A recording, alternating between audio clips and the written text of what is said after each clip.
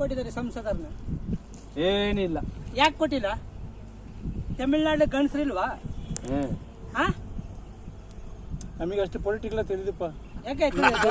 ನಿಂಗೆ ಕಡೆ ಪೊಲಿಟಿಕಲ್ ನಾವಿಲ್ಲ. ಯಾಕೆ ತಿಳಿಯೋದು? ಇಲ್ಲ, ನೀವು ಕರ್ನಾಟಕದಲ್ಲಿ 22 ಕೊಟ್ಟಿದ್ರಿ ಲಾಸ್ಟ್ ಟೈಮ್, 17 ತನಕ ಕೊಟ್ಟಿದ್ರಿ. 25 ಕೊಟ್ಟಿದ್ನ ಹೋದ್ ಸಾರಿ, 25 ಬಿಜೆಪಿಗ. ಬಿಜೆಪಿ 25 ಎಂಪಿನ. ಈಗ ಬಿಟ್ಟಿ ಭಾಗದಲ್ಲಿ 17 ಕೊಟ್ಟಿವಿ. ನೀವು ಏನಿಲ್ಲದೆ 1 ಕೊಟ್ಟಿಲ್ಲ, ತಪ್ಪು ತಾನೆ ನಿಮ್ದು? ಕರೆಕ್ಟ್. ಎಂತ ಪರ್ಸನ್ ಗೊತ್ತಾ? ಅಣ್ಣಮಲೆ ಇಂದ ನಮ್ಮ ಜಿಲ್ಲೆಗ DC ಆಗಿದ್ದಾರೆ, ABCP ಆಗಿದ್ದಾರೆ, ಮೈಸೂರು ಡಿಸ್ಟ್ರಿಕ್ಟ್ನ ಅಡವರ್ಸಿಗೆ ಹೋಗಿದವರು. ಅಂಥವ್ರಿಗೆ ಕೊಯಮತ್ತೂರಲ್ಲಿ ನೀವು 1 ಸೀಟು ಕೊಡ್ನಿರಲ್ಲ ತಮಿಳ್ನಾಡು ಜನ, ಸರಿನಾ?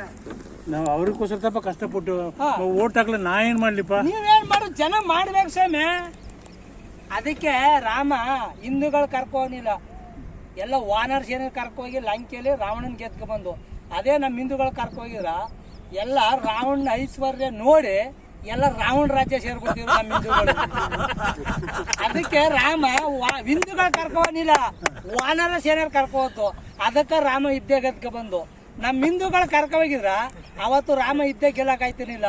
ಎಲ್ಲ ರಾವಣ ರಾಜ್ಯಕ್ಕೆ ಸೇರ್ಕೊಳ್ಳೋರು, ಎಲ್ಲ ಐಶ್ವರ್ಯ ಅಂತ ನೋಡಿದ್ರಲ್ಲ, ಅಂತ ಜನ ನಮ್ಮ ಹಿಂದೂ ಜನ ಇಲ್ಲಿರೋದು. ಎಲ್ಲ ಫ್ರೀಗೆ ಅಡಾಪ್ಟ್ ಆಗ್ತಾ ಇದ್ರು. ಒಬ್ಬ ಪರ್ಸನ್ ಬೇಕಲ್ಲ, ವಿದ್ಯಾವಂತರು ಬೇಕಾಗಿಲ್ಲ. ಅವ್ರಿಗೆ ಬಿಟ್ಟಿ ಭಾಗ್ಯ ಬೇಕು, ಸುಳ್ಳಿನ ಭಾಗ್ಯ ಬೇಕು, ಸುಳ್ಳಿನ ಭರವಸೆ ಬೇಕು, ಜಾತಿ ಬೇಕು. ಜಾತಿ ಏನು ಸ್ವಾಮಿ? ಒಂದ್ಗುಟ್ಟು ಅಣ್ಣ ತಮ್ಮರೇ ನಂಬಲ್ಲ, ಜಾತಿಗೆ ಯಾಕೆ ಓಟ್ ಕೊಡ್ಬೇಕು? ಕರೆಕ್ಟ್ ತಾನೆ? ಒಂದು ಗುಟ್ಟಿರೋರ್ಗೆ ನನಗೆ ಮನೆ ಬರ್ರಿ, ನನಗೆ ಗದ್ದ ಬರ್ರಿ ಅಂತ ಹೊಡೆದಾಡ್ಕ ಓಟ್ ಹೋಯ್ತಾರೆ. ಜಾತಿಗೆ ಓಟಾಗಿ ಏನು ಪ್ರಯೋಜನ? ಅಣ್ಣಾಮಲೈ ಬಂದಿರ್ಬೇಕು. ಅಣ್ಣಾಮಲೈ ಒಂದಾರ ಬರ್ಬೇಕಾಯ್ತು ಸ್ವಾಮಿ, ಕೇಳತ್ತಾರ? ಅಣ್ಣಾಮಲೈ ಒಂದಾರ ಬರ್ಬೇಕಾಯ್ತು ನಿಮ್ಮ ತಮಿಳ್ನಾಡ್ಲೆ. ಅಮ್ಮ ಪಕ್ಷ ಒಂದಿಲ್ಲ ಅಂತ ಸ್ಟಾಲಿನ್ ಮಗ ನಮ್ಮ ಹಿಂದುತ್ವನ ಬೆಳೆದವ್ರಗ ನೀವು 40 ಸೀಟ್ ಕೊಟ್ಟಿದಾರಲ್ಲ, ಎಂತ ಮೂರ್ಖ ಮುಟ್ಟಾಡಿದಾರ ಅಲ್ಲಿ ಹಿಂದೂಗಳು.